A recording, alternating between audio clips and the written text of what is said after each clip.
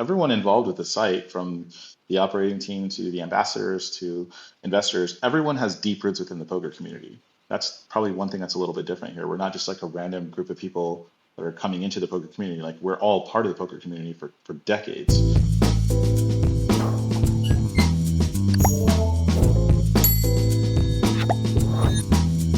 All right, everybody. Today we've got on the podcast someone who's trying to change the way poker games are run for the better. Poker has a lot of problems, a lot of cheating going on, hard to deal with, no potential for high stakes, a lot of liquidity issues, a lot of getting money off, and all those sorts of things. And here's Matt Valeo starting up Phenom Poker and making a difference with all that, with the dream, and hopefully maybe it's possible we can get rid of cheating and make a site that's for the people and balances the incentives of both the people and the site owners.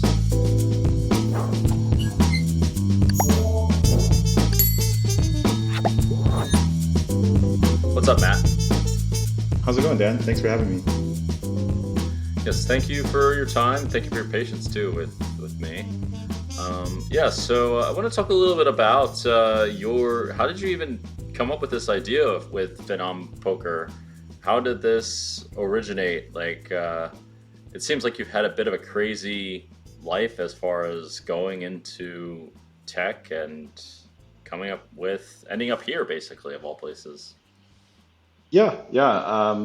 Well, I've been in poker for 20 years. I started playing in 2004 when I was 19, mostly online.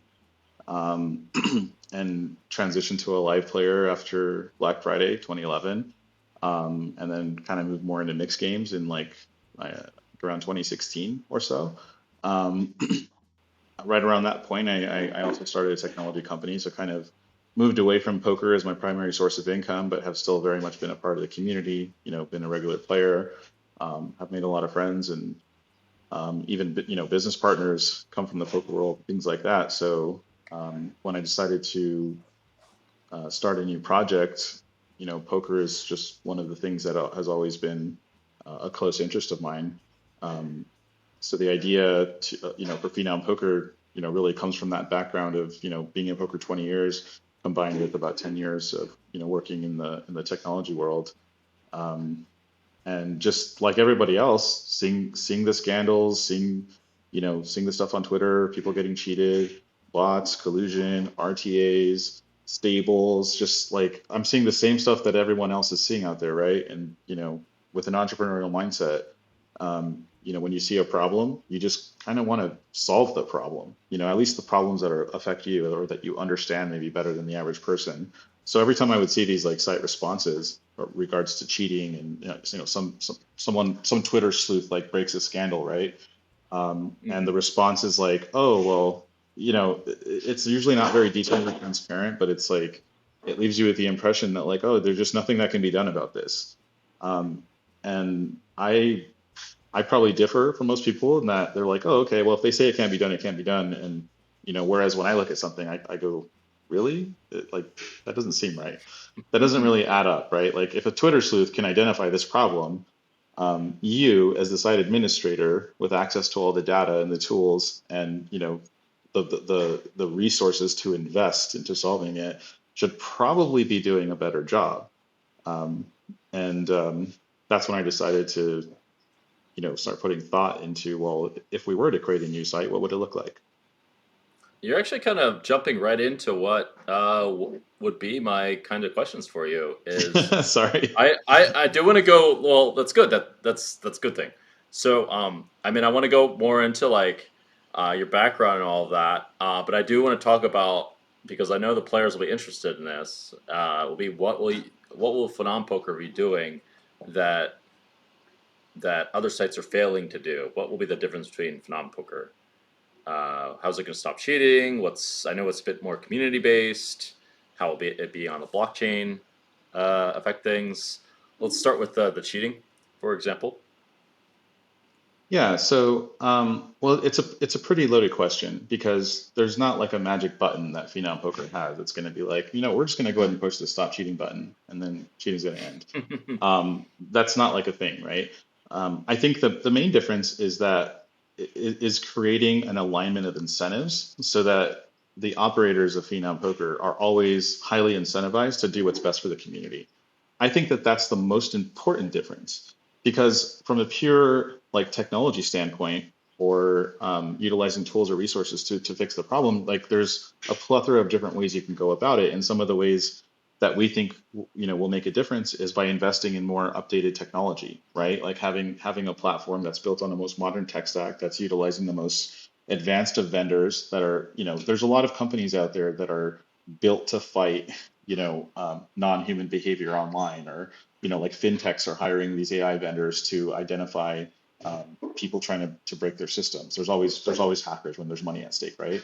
um, Right, right. and I just think when I look out there into the landscape of online poker operators, you see like very, very dated software, which inherently is going to come with antiquated methods because you're only as good as like the thing you're trying to protect, right? Like you can't have 15-year-old software and think that you're going to have the best ability to aggregate data or to identify certain behaviors. Also, if you have like a multitude of different clients that are out in a production environment. For example, if you have like all these different downloadable desktop apps, mobile apps, and you're not the actual creator of these technologies, you're pretty handcuffed on how you can manage all these different client access points that need constant updates.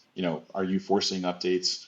Are you keeping up with all the new browsers, with all the mobile devices, tablets, all these things? It's very difficult for even a tech native company, and it's extraordinarily difficult for a non-tech native company. We know that most of these operators are not tech native companies. A good example would be like WSOP.com. They're licensing like 15-year-old 888 poker software, and it's not a secret. Just look at the software. Like clearly, Caesars does not want to be in the technology business, right? They'd rather be in the operate a profitable site business, which is fine. But you can't tell me that you're taking security very seriously when you don't have the investment and control in these areas. So, we plan to make those investments, utilizing the right vendors, taking a really data-driven, tech-driven approach um, to identifying, all the different types of um, pattern recognition that the data enables us to look at, like for example, collusion scenarios. Also making decisions on how we handle data mining, which is how RTAs happen, right? You have like a data mining scenario, and then they turn that into software to make real-time assistance possible. Um, we have to make very strategic decisions around that. Some of the decisions are still being made, and I think the community will have an input on, while other decisions, are really more about just hiring the right people and making the investment. Yeah, yeah, that makes a lot of sense. I never even realized that the sites may just not have the most up to date software to stop cheating. That makes quite a lot of sense. It just seems like, I mean, I know that computer security is very, very complicated, especially when stopping all incursions of some kind of cheating. But I definitely think there's quite a bit that can be done. Definitely, if people take like data analysis very seriously, you can tell if someone's cheating or not. I mean, it's kind of like Absolutely. hard. The irony is it requires like quite a bit of poker knowledge to hide it, I would think, or just look really, really weird. But if someone has all that poker knowledge, why are they going to cheat anyway? Because they could just like potentially win, I would think. As it takes like I would think it takes sophisticated effort to do either, and now you need both, and it's like okay. So it's like it would be like a limited subset of cheaters possible. I think that would get through. You have the right technology and multiple different ways of trying to get rid of it. Well, also like creating, like we talk about alignment of incentives, but you can also create disincentives, right? If you want to incentivize the right behavior, you look at the behavior and you say, how do I incentivize this behavior? But then if you look at a behavior that you don't want to happen, you say, how do I disincentivize this behavior? And a good example with Phenom Poker is like in our user agreements, we have in there that if you play on Phenom Poker, you are giving the site permission. If you're caught cheating or doing something to break the rules, or something that's unethical, you give Phenom Poker permission to publicly release the data and your real identity. This creates a big disincentive to cheat on Phenom Poker, right? Because in another scenario, like if somebody is just, plugging into a network, and I don't want to like, publicly put other operators' names out there, but there's a lot of like poker networks that have skins that make it very easy to create accounts. Like an agent can just create an account without verifying your identity or doing other things, and you then now have access to the liquidity pool of the entire network. Um, Mhm. if you do something, if you're running like a stable or a bot ring or something like that, and your account is banned, well, you just create another account, right? Yeah, Easy. If your account is tied to your actual identity, you might not have the same incentive to do that thing, right? Because not only are you going to get banned, your identity, where you can't create another account unless you have another identity. If you're caught cheating on Phenom Poker, like, well, your actual identity could potentially get put out into the poker community, right? Ruining your reputation. We've seen this happen not by operators putting out that data, but just by players that get caught cheating, and now it becomes public information. I mean, it's severely damaging to their ability to play poker in the community. Some of them don't care; they just show up and play anyway. But a lot of the times, it really changes things. And I think we need more of that in our community. Transparency and um, not putting players in position where they're playing with people that are taking advantage of a situation or doing things unethically, and there's no repercussion whatsoever, right? Because that yeah, just that's an incentive to keep doing it, right? If I can make more money by yeah, cheating and nothing's going to happen, well, I'm just going to continue to cheat, right? yeah. Well, then, like, as you said, if someone has the mindset of like, I'm going to cheat to make money, and they're rewarded for it, or not punished appropriately, why would they ever stop? Like, then they Exactly. would be like, oh, okay, it actually is a good smart decision. Maybe it's even smart. Like, you know what I mean? Sure. Yeah. Um, So I actually completely agree with you. This is one of the things I wanted personally, and when I did something unethical, I have to mention this because people feel like, "What the f- man?" I mean, this is what happened to me, and I actually agree with it. There should be some public accountability for any unethical acts. I mean, there should be warnings too, probably, but it seems like it's the biggest problem with what's going on today. Is like people can just do whatever they want on the internet, and there's no accountability at all. Whereas, actually, if you look back if you study anthropology in like small villages and things like that, people actually used to be a lot more reputable in a way, and this is because they were accountable if they did something bad. And there's a lot of things that were done that are actually quite smart in these quote unquote uncivilized villages, even today. And Yeah, I have to think of the book name and the title of the author, but matter of fact, there's actually lessons we can learn from in those villages that can apply to things that seem like they wouldn't ever apply to, like creating accountability on the blockchain. I would think, Yeah. but Well, like yeah, trials and like a lot of things were done in public, right? Like public open trials and executions, and the disincentive a lot of times wasn't so much that you would get hanged, it was that like your family would be disgraced, right? Which was like a huge disincentive to do things mhm, unethically back in the day. So and then obviously things change with the internet because you can do a lot of things like anonymously, right? Behind a computer, behind a VPN, like, and so people are able to, do more things without the risk of like being publicly outed, right? And that creates the wrong incentives. And it all comes back down to like incentivizing the right behavior, disincentivizing the wrong behavior.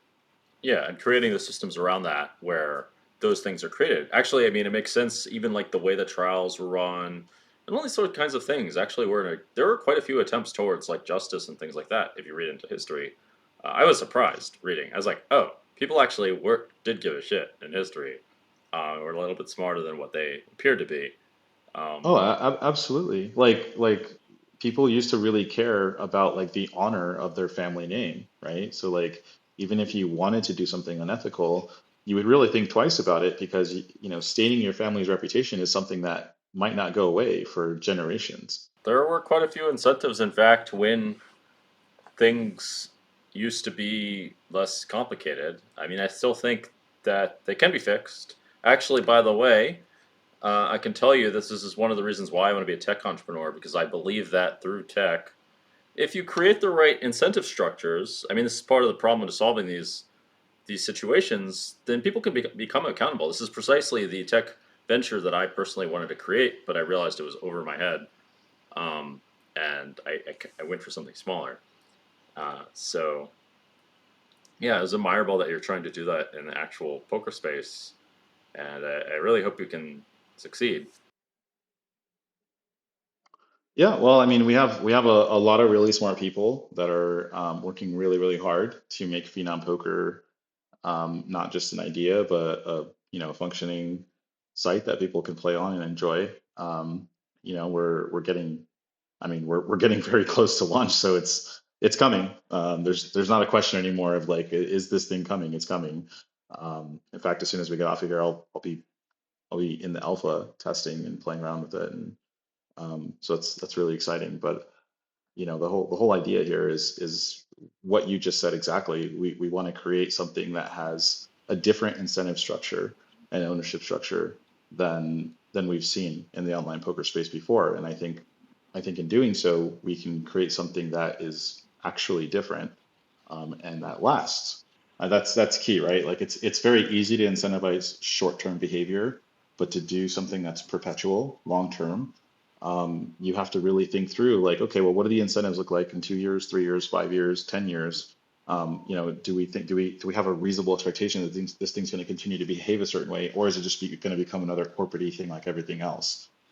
Which is Right. why we went towards a community-based ownership model, because by making the community owners in the site, and having a voice, we believe that that will result in a long-term incentive structure that's always aligned with the community, which is important. I do want to talk about the benefits of the community, a community-based poker site. I want to challenge you on. It sounds like this system is a little bit democratic, which I am not really a big fan of democracy because basically I just don't trust the majority of people to know what's in their best interest.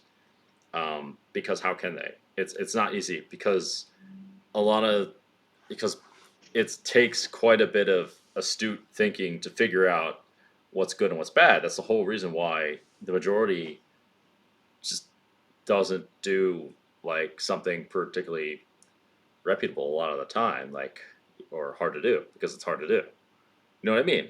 What are your thoughts on all that?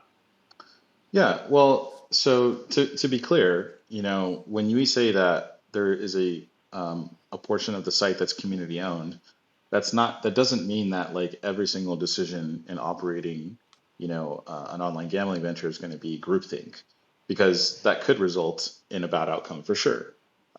So the way that it's structured is 50% of the ownership of the site, it gets distributed out to the community. Now that can grow over time as redemptions occur with kind of the early operators, investors, ambassadors, things like, if they redeem tokens, those tokens go back into the treasury, which then go out for community distribution. So theoretically speaking, it could be 60, 70, 80% of the site ends up owned by the public, but that's not really different than any publicly traded company now, is it? Think about it. Like when a company is started, it's typically one up to a handful of founders, right, that have 100% Mm-hmm. ownership. They raise a capital round, and now 20 or 30% ownership is owned by the Series A investor and then the Series B. And by the time that that company goes public, oftentimes the founder or founders, they might only own 15% or 20% or 25%, or in some cases, 7% of the company, and then the stock becomes distributed to a wider investment base, and the vast majority of the company is now distributed across, and the problem with that system is the average person doesn't have access to the best stage of the investment, right? Like the seed round, the angel round, the Series A, the Series B, none of that's open to the ordinary person, right? So the Mm-hmm. outsized returns go to a relatively tiny group of people. One of the things that I believe in is opening up that asset class to ordinary people. Allow the average person, or in this case, any poker player, to participate in the upside of Phenom's success, right? Without having to become like an accredited investor, or without having to be wealthy. They can just go online, play poker, and participate in the upside, right? Without also having to have like operational experience. Like if you go and play on Phenom Poker, you're not going to get asked to operate the site. That's not what's going on. Like operators who have experience in building technology and operating a gaming venture, able to move quickly, make decisions. Over time, the ownership base becomes more decentralized. That's not really that dissimilar to a publicly traded company. Publicly traded company still needs to have operators. They still need to have a board of directors. They still need the ability to make key executive decisions with the people that are qualified to make them. Phenom Poker will be no different in that aspect. The difference is the community has an actual voice. When you look at the existing operators, um, the community really has no say in anything. They don't have transparency into how anything is going on. They can't participate in any of the actual upside. Yeah, Basically, yeah, that's true. the money gets raked out of the ecosystem and goes into the pockets of a very small group of operators. And then that money is out of the poker ecosystem. What we're trying to do is we're trying to create value within the poker community and keep the money within the poker ecosystem so we can continue to grow our way in a healthy way. That's the idea here. So, your original question is really about like, well, does democracy or groupthink, is that the most ideal way to make decisions? Sometimes yes, and most of the time no. So it has to be structured in a way where the operators can operate. Obviously, we can hire talented people, security, engineering, um, design, marketing, all these areas, right, where we can help the site succeed and guide it along its path, while also um, becoming decentralized over time, similar to a publicly traded company, and that like certain matters are going to go out to vote for the community where it makes sense. And we want to hear the community's feedback in those things. Sure, sure. I mean, I do agree that they should have some kind of voice somehow. As you said, I mean, it must be weighted accordingly. I mean, there must be like, I mean, I actually faced a very similar problem in designing what I was trying to make. But yeah, it's a tough thing to solve because it's you need to somehow find the right people that are gonna not be corrupted and also make the right decisions and decisions that matter. I am curious. Can you go more into how exactly you're going to do this? Uh, well, when you say this, what are we talking about? Allowing the community to have a say in a lot of the site's policies, Yeah, while so not letting. so basically the community can create governance proposals. So like if someone in the community has an idea for something that can be changed, and it could be something like the revenue share distribution percentage, or it could be a policy related to handling cheaters, or creating a fund to reimburse people who have been cheated, or maybe investing into live events, things like that. Like if someone has an idea, they can create a governance proposal, and then that would go to a vote to the token holders. If the proposal is passed by a majority, then it gets implemented. Now, it doesn't make sense though to like right now we're in the early days and we have to make decisions every day. So like not every decision can go to a vote that we would be so bogged down we would never get anything done. So it's designed to be more centralized in the earliest days so that the operating team can be nimble, agile, make decisions quickly, iterate. And then over time, the community weighting goes up over time, right? And so it's a feature, not a bug. People are like, oh, well, if it's not truly decentralized, then it's not a true crypto project. Like, well, we're not trying to be a native crypto project. We're trying to be the best online poker site possible, while also aligning the incentives to keep the community's interests at heart. That's what we're trying to accomplish. Crypto is a very small portion of what we're trying to do. It makes sense, a lot of sense what you're saying. It sounds like a big step up on compared to what most sites do, which is incredibly frustrating. Where if it works, yeah, it would be great. I'm curious, by the way, does poker being on the blockchain in this case help the facilitation of some high stakes action? I hope so. I mean, and I want to be clear, the poker itself is not on the blockchain. So like the game state engine, um, The deposits and all that. yeah, so really like money transfers are on the blockchain. And I think that that will help high stakes action because a lot of high stakes players are very interested in the crypto community already. There's a lot of inherent overlap between crypto and regular high stakes poker players. So things like instant fund settlement and no deposit delays, withdrawal delays, things like that's very appealing to someone who plays poker regularly and is already used to moving money electronically. I think I personally believe that we're in the early stages of a crypto bull run right now. I also think we're in the early stages of a new poker boom. So I think that it's very natural for that to carry over online. I just think that there's a lot of distrust in online operators right now. So we're not seeing the same boom online that we're seeing live. You see WPT Prime and WPT events and um, WSOP events. You see a lot of these live venues doing super well in terms of breaking attendance records, smashing guarantees, doing all these things, and you're not really seeing that same level of excitement carry over online yet. I think that could change. I think that there is an operator that people trusted and was spreading the games that people really wanted and was putting the things in place to make people feel safe in playing and being able to get money on time and things like that.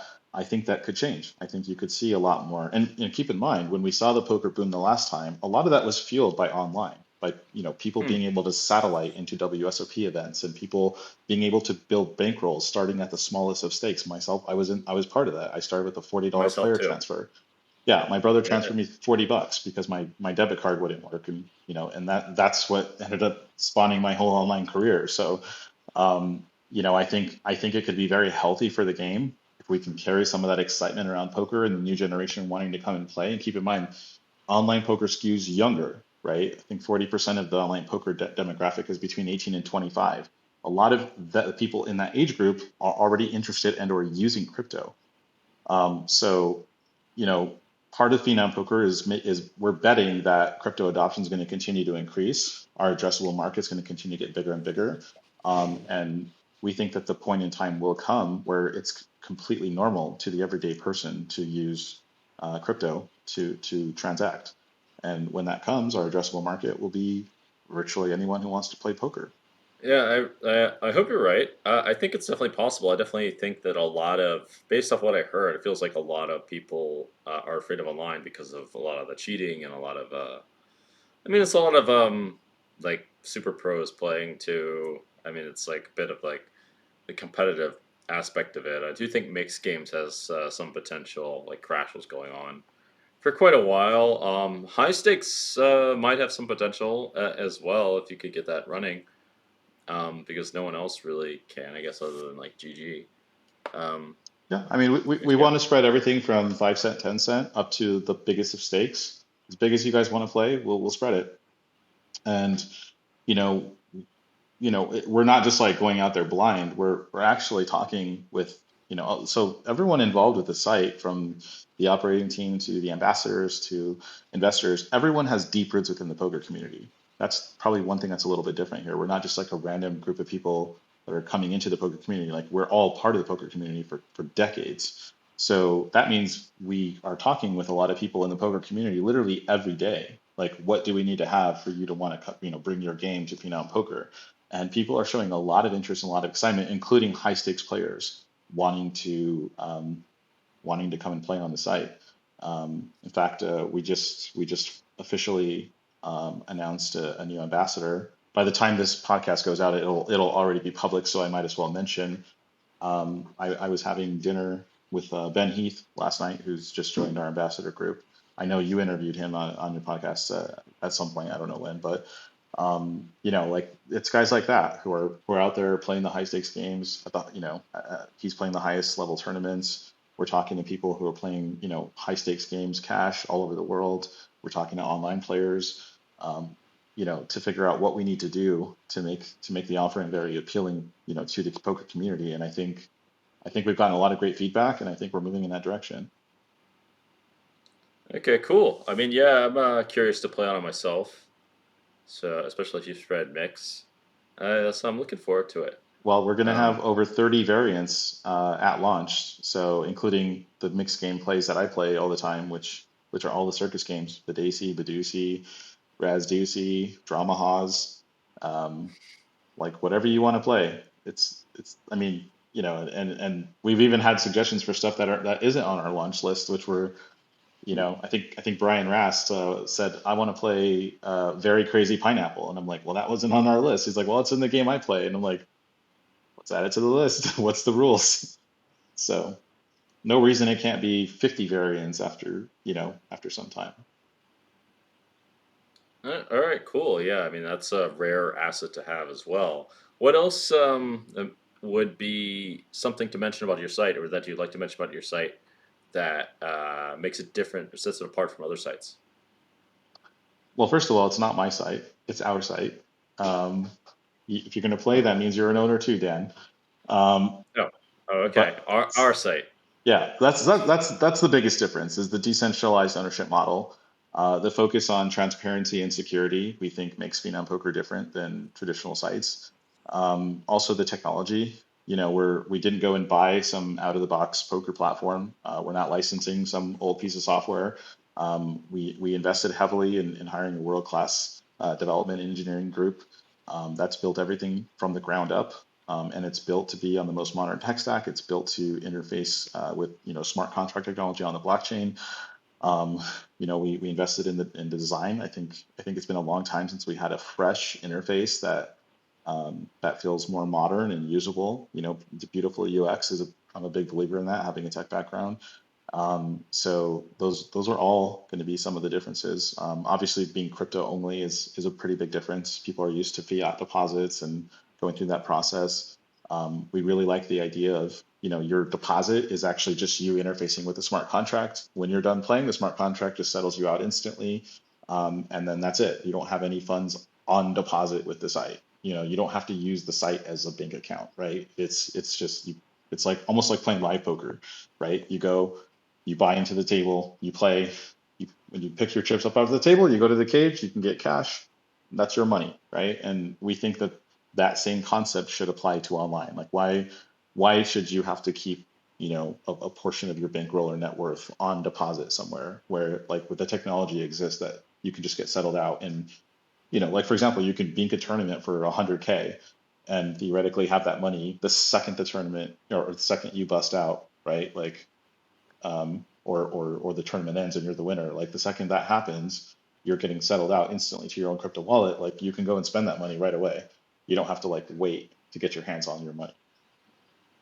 Oh, that's really nice. I've had, and many others have had problems with cashing out money on the sites. So I yeah, mean, that's very I nice. I don't know. I literally don't know anybody that has like never had an issue depositing withdrawing from a site. And I think it's one of the biggest bottlenecks of online poker. And I guess there's not going to be too many. I know there's. I've heard that there's low transaction fees as well because another problem is that transaction fee. Sometimes there can be like really big fees and things like that. Yeah, so your transaction fee to like put money on a table is the highest right now. Actually, Polygon just pushed an update recently, um, and the transaction fee was half a penny. Most recently, when I've done Polygon transactions, I'm seeing them at 0.002, so 2/10 of 1 penny to do a transaction, and that's depositing. When you get settled out, it's zero for you because the site is the one pushing that transaction, right? So when you deposit Oh, you, really? you in your wallet, you sign that Polygon transaction, you're going to pay 2/10 of 1 penny.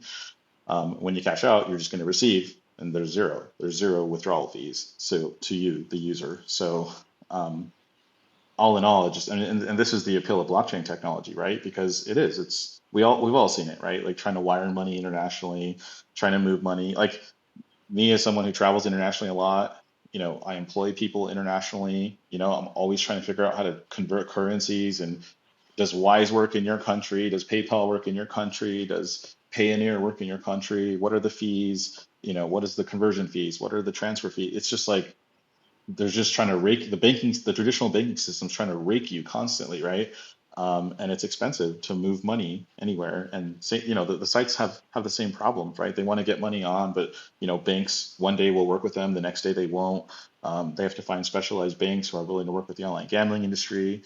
One of the big sites out there, I heard, pays 6% on their deposits. They have to pay 6%. So now they have to figure out how to Oh, recoup really? that money before they can make money. Yeah, and so a lot of the support burden related to depositing and withdrawing on the traditional sites are going into um, people to assist with deposit and withdrawals. And a lot of times those people aren't even working directly for the site. We've all seen it, right? You go into live chat or you call and now you're speaking with someone foreign who doesn't seem like they really have any control or all they can do is like offer you some scripted response and you have to move like several levels up to get someone who can actually help you. I've experienced that many times. And it's Yeah, I've incredibly experienced frustrating that because too. you're like, I just gave you guys my money, right? Like, where is my money? Why can't I use my own money? Same thing with like, people sometimes depositing is a whole lot easier than withdrawing, right? That doesn't seem right to me, right? Like, why are you so quick to take my money? But then I win and I'm ready to, get my money. Now it's very difficult to get my hands on my own money. I mean, that's a very frustrating experience for anybody. Um, so one of the core ideas behind Phenom Poker is like, how can we just eliminate that altogether? I think the technology exists where these things should not really be problems anymore. There is technology out there that solves this. Use it. And that's what we're trying to do. We're trying to make use of the technology that we think will result in a better, cheaper, um, quicker experience. I have a question. Are you going to be doing anything to attract fish or give, I mean, VIPs, I usually prefer to call recreational players. There Are you you going to do go. anything in particular to, like, one idea that I personally liked was this idea of giving more rake back to VIPs. I think GG actually does do something like that, or like even clubs were hosted by VIPs, so that the VIPs would basically have more money and it gives some incentive to play a bit more. Are you doing anything along those lines? Okay, so yes, we are doing a multitude of things to attract a wide variety of players, and that includes anyone from low stakes or recreational players to professional level players. The idea is to make the site attractive and appealing to virtually anybody. Um, we are not taking the GG approach, which is like if you read through like the GG poker reward system, you'll see language in there that says something like, "Oh, well, we reserve the right to change your multiplier based on how you play," kind of thing, which is like the super legal friendly way to say, if you're a winning player, we're just going to reward you less, right? And for one, don't necessarily agree with that approach. I was a high volume online player, and um, we all remember the days when the online rewards were really, really nice, and you could, play high volumes, earn status, earn a lot of points, and get rewarded for being a very loyal high volume customer. And those rewards have since gotten worse and worse over time. And now, this site in particular is taking the approach of, if you're a winning player, we're just like, we don't really care to reward you that much. Like we want to reward the recreational players, or at our discretion, we're going to give more rewards to this person versus you, even if you might play the same amount. I don't necessarily think that that's the best way to go about that. I think people want to play poker. Like whether you're a professional or you're a recreational or you're somewhere in between. I think people want to play the game we all love. There's 100 million people worldwide that love that like to play this game in some way, shape, or form. So I think focusing on making the platform, usable, desirable, having a wide array of games available, and incentivizing all types of players to get rewarded based on how much you play, I think is enough, and we'll see a lot of players of different types and good games. And there'll be some not so Mhm. good games. That's just the nature of it, right? Like when I was coming up in poker, I was taught that one of the most valuable skill sets you can have is game selection. I don't think that's changed today. Like you can go choose to Mhm. play in like a field of world beaters if that's what you want to do, or you can choose to find the game that you can beat. And I think there's that's not a broken system, I don't think. Okay, I'm not really this one. I'd want to see some data. I think there might be reasons to incentivize specifically recreational players. The pros, maybe not. But I don't have a strong opinion on this. It's just a thought. Well, I'm not saying that there should be no incentive or you shouldn't have any mechanism to bring people into the game. I think you need to think through these things intelligently. And one thing we're doing Yeah. is we're signing up a lot of agents right now, who have pools of players that they want to bring to the site. And I mean, let's face most players are not professional players. The vast majority of poker players are not making their primary source of income playing poker. It's that's that's not how it works. So I think there's this belief that like if you play poker regularly, you're like a professional poker player. Um, it's extraordinarily difficult, to play poker as your primary source of income. I know because I've done it. I did it for years, and like you run into people pretty much every day when you're playing that say like, yeah, I play for a living, and it's like they're playing like 1-3, you're like, okay, well, as someone who has played high volume at lower mid stakes, like I know that it's like very difficult to make a living playing 1-3 live poker. The rake's too high. You're playing on a jackpot game. Like, what's your hourly rate? $12 an hour? Like, like you'd be better off getting a job at Costco. You'll make like more than $15 an hour and you get benefits and all that. Like, why would you play poker? It makes no sense. So anyway, I'm kind of going off on a tangent here, but we are doing a lot of things that we think will result in having a wide array of players at all skill levels. All right, cool. Yeah, that's cool. So let's talk a bit more about your own experience through poker and also through tech, because you said something. I read your blog actually about tech, where I figured that I personally thought that the real gamblers, as you put it, were, well, you said a few things I agree with. This is one, were the ones that were creating tech startups and things along these natures, just because they're like, you kind of have to invest everything that you have into these things and make them work. And there's really not a whole lot of, like, you have to know that it's going to work. I mean, you have to somehow make something work, and just especially if you're not haven't have done it for like the first time, the first couple times or whatever. I'd imagine poker doesn't exactly work like that. I mean, you can just play No, smaller stakes, and if you lose, it's not the end of the world usually. Um, it's a yeah, bit more. keep in mind, I wrote those posts like years ago, but I think I know what you're referencing. Um, And yeah, it's very ironic because like when was playing poker full time, people are like, oh, what do you do for a living? And you say like, oh, I play poker for a living. And they're like, oh my God, you gamble for a living? Like how could you, that just sounds so risky.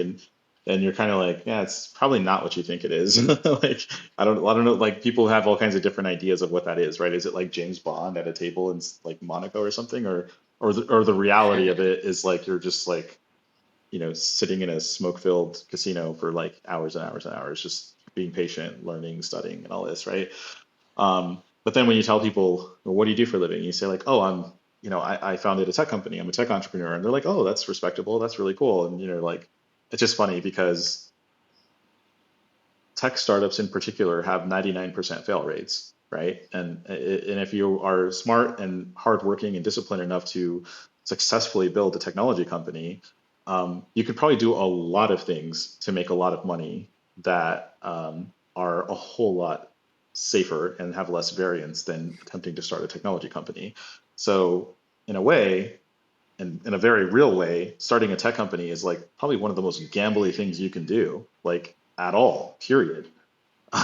Like, What does it have, so like a 99% fail rate or tech, tech, so? What is it? technology Yeah. startups and technology startups have 99% fail rates because they're capital intensive. They take quite a bit of time to not only develop a product, but then to find product market fit. And typically they're highly competitive. It's unique tech, like truly unique tech is incredibly rare. Typically, you're building a better mousetrap, you're entering an existing market, or you're trying to disrupt this existing market. So you need a lot of things to go right, to succeed, and they just have super high fail rates. The average business of any category has something like an 80 to 85% fail rate. Most of them don't exist after 24 months. So, when you go into technology, it's much higher because, at least if you go buy a laundromat, right? Like you're going to get a certain amount of foot traffic and have a certain amount of revenue no matter what you do. You can literally do nothing. You're going to have some kind of revenue. This is not true in technology startups. You start with an idea, you have to develop that idea. There's no guarantee. Like if you're a non-technical founder, like how do you differentiate between hiring a good, a medium, or a bad engineer? How do you differentiate between having good code or shitty code? How do you know? There's so many things that you just possibly can't know unless you've either worked in tech or founded a company before. There's just so many different things. Well, So it's incredibly easy to fail in the world of technology. well, related to that, one of the biggest skill sets that's required in building a business is picking the right people, Yep, right? Like I know that. Like, sure. how do you, as how are you able to figure out like which people to pick? Like, especially when it comes to tech, where I guess you did have a bit of a tech background. You founded Docomo, is that what it's called? And Document, yeah. yeah, yeah, and also did also Pie Slice, I believe, or Yeah. had some kind of role in building Pie Slice. I know one of them you like funded, and then was like a part-time investor, um, and all of that. But he wanted to do some more stuff. It sounded like, and yeah. So how did you figure out how to do all these things? Well, a lot of trial and error. I can't sit here and tell you that like when I decided to found a technology company that I had all the answers or that I had like a perfect Well, game plan. who the Um, has all the answers? very far from it. Like I was basically looking for a way to get out of playing poker for a living. I was kind of burnt out at this point in time. I've been playing poker for 10 years at this point, and um, I just like was ready to do something else with my time. I just felt like I was kind of falling out of love with the game a little bit. Um, and so I had motivation. I think that's pretty key. Like one of the, so I invest in startups now. I do a bit of angel investing and I advise founders. I sit on the board of some of my investments. And um, so one of the things, when I talk to first time founders about, like, well, how do I make sure I succeed and don't fail? Like, what do I look out for? And, one of the first traits I say is like, well, how likely are you to quit when shit really hits the fan? Because it's probably going to hit the fan. And, um, if you have any quit in you, this is probably not the right thing to do. Because there's going to be times where you just really want to fucking quit, and there's going to be times where you just feel like you don't have any answers and nothing's going to go your way. And it's going to cost a lot more than you think it's going to cost. And it's going to be harder to do a lot of things I've than you noticed might, that. yeah, than you might think it Why does it is. always cost more? Yeah, and so you ask like, well, how do I do it? Well, I do think that I do have some inherent skill set that I have an advantage in some areas, and I think recruiting is one of those advantages. I look at like a startup like a puzzle. You have to have the vision of like the thing that you want to assemble and build. And one of my skill sets is I not only have the vision, but then I can break that vision down into like all the required pieces necessary to put it together. So like I can immediately map out, like if you give me, or if I come up with an idea for a project or for a company, one of the first things I do is so like, okay, if I were to build that company, who would I need? What kind of people would I need? And how would I incentivize those people to join me in this crazy project? And I recently had to do it again with Phenom Poker. It's like, okay, who are the people that I really need to, because I can't do it by myself. As smart or talented as I am, like it's not a one man show. It's Well, a large group of people that it's are, never by oneself. Yeah, I mean, it can't yeah, be. yeah. There's too many So jobs and whatever. not only do you have to identify the skill sets that you're going to need to succeed, but then you have to convince those people to come and work with you on something that is completely unproven. And it's not easy. So like all skills, you have to develop those skills. Leadership skills, recruiting, selling the vision. Um, and it helps if you have like Phenom Poker, has not been that hard to recruit for, whether it's ambassadors or employees, or investors. And I think that's because, we've really targeting people within the poker community. And I think a lot of people agree that Phenom Poker should exist. They want to see it exist. They want to support it. So it's been a lot easier than recruiting people for a document management technology startup, right?